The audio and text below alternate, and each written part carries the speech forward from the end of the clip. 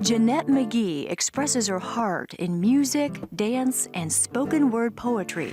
But I won't need to identify you by any special Matthews or any special marks, because this word will be tatted all over your heart.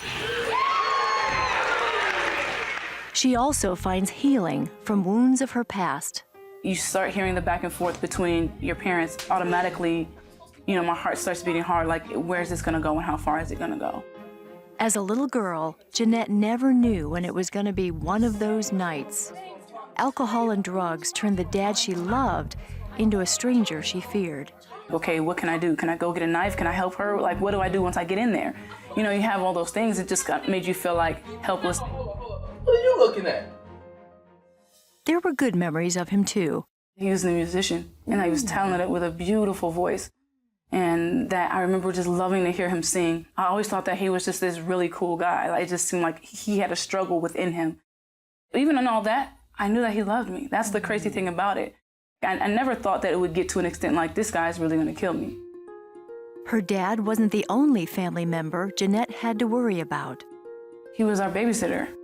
Things kind of just started out as little things and little games, and I didn't know what was going on. But in my spirit, I knew it was bad. He molested her for 1.5 years.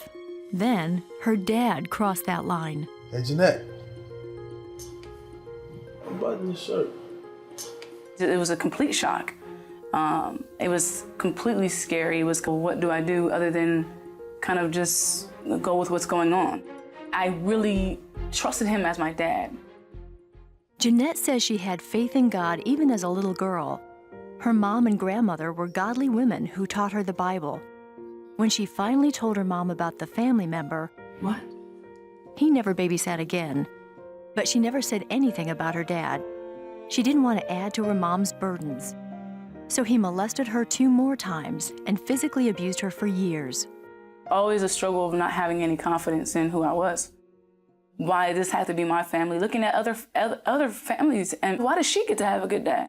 I don't know anybody who hasn't had those moments where they just feel like they're angry with God. Because it's just like, that doesn't make any sense to me. I don't understand why or what sin I committed. When Jeanette was 15, her father became deathly ill and asked for her forgiveness.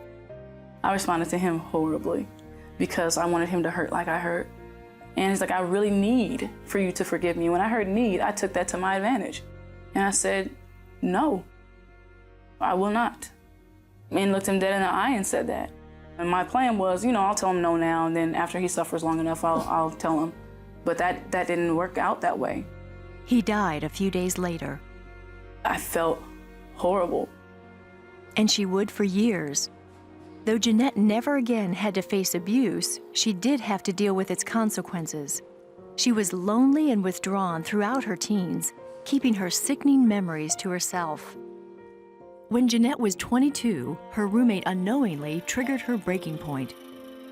I heard my garage door open, and it just kind of immediately flipped me back to being in that home and, my dad sending my mom out and watching my mom leave, and that immediate terror of what's gonna happen when she's not here.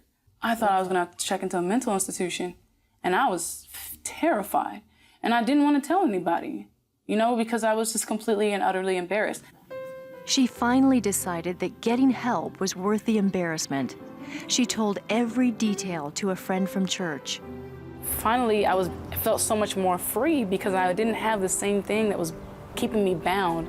And not having the freedom to be able to talk about things could really, really weigh you down. She also told her mom, who was livid. I didn't tell my mom about my dad until my dad passed away. And I knew that would tear her apart. I knew that would. I have family members who would happily serve a prison ministry, knowing if that happened to me. With a couple of years of biblical counseling, Jeanette started to heal inside. And one way that the enemy defeats us is in our mind and making us think that we're all alone, that nobody else understands, and that there's nobody else that they can talk to. And so that's how he kept me bound, by making me feel I was filthy, that I was dirty, that there was nothing that I could do to even be cleansed of the things that happened to me, even though they weren't my fault.